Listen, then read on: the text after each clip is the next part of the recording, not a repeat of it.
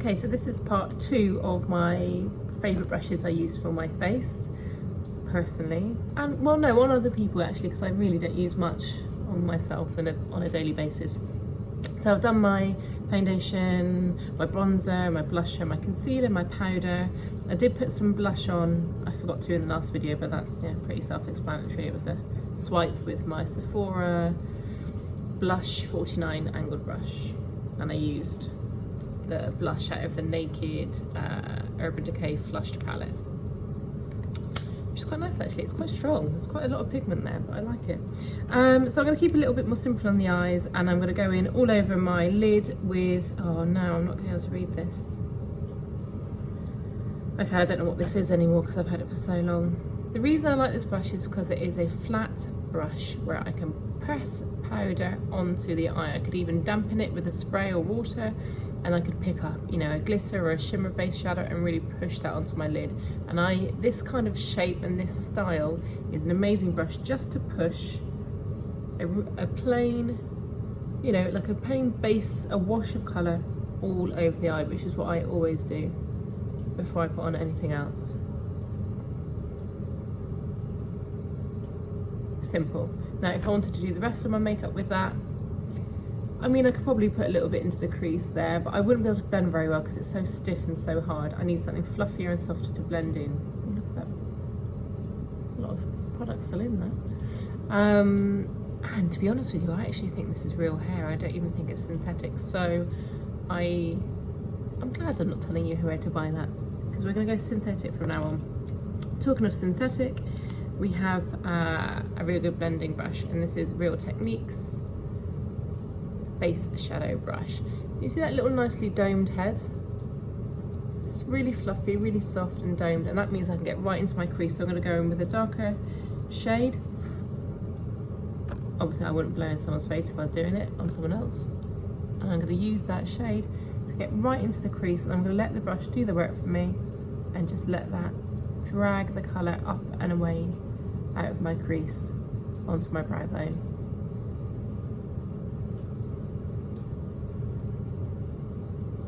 Not go in with any more colour, just keep moving that colour around. Let's do the same with the other eye.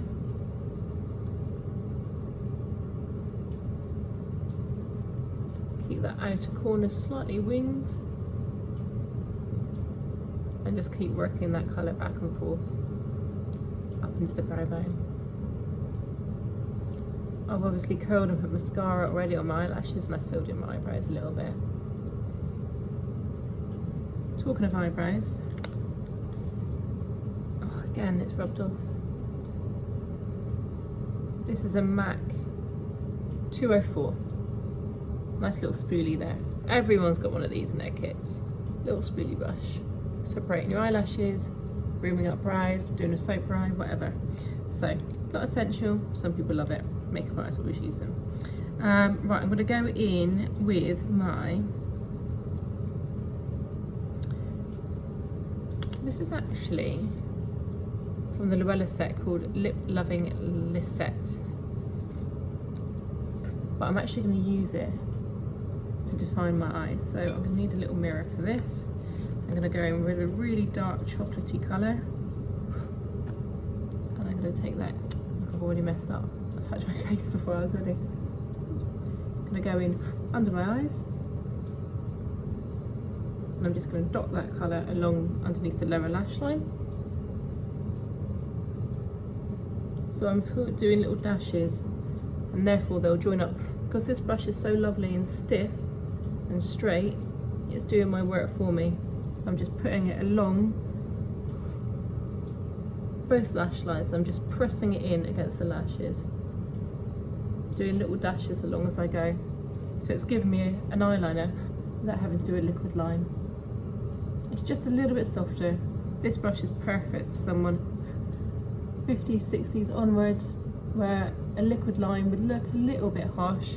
Maybe your lid is a little bit more lined, but you still want that definition along your eyelashes.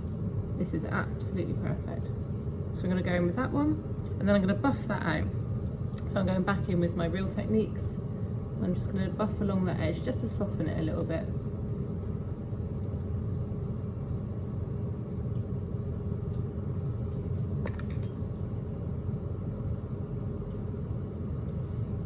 And then let's do a little pop of colour somewhere. I'm going to use a medium shadow brush by Real Techniques to get a bit of a glow on the lid. A little bit of copper, I think. It's looking a bit flat, and I'm just going to push that onto the lid. And you see, but where I'm pushing in, that metallic colour is getting so strong and just being really worked into the lid.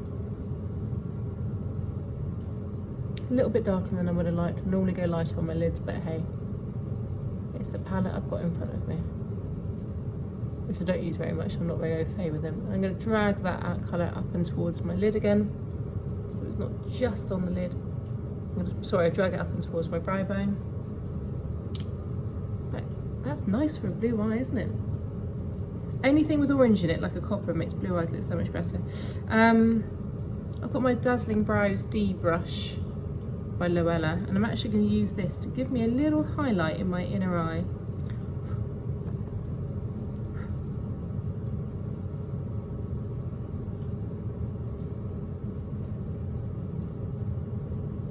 Do I need to do more than that? Now I want a liquid line. I think I'm going to do one quickly.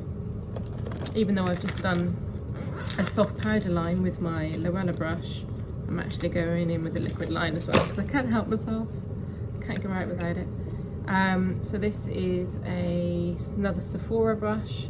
This is my Pro Bent Liner Eyeliner Precision Brush in 23. Let's get that on quickly before we get into the 7-minute mark.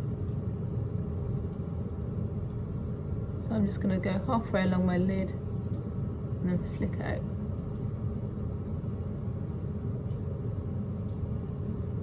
Because it's angled, I can keep my hand resting on my face to steady my hand and get my eyeliner perfect. Well, she says perfect, but anyway, so there you go. A bit more mascara and my lashes, and then we're good to go. My favourite brushes.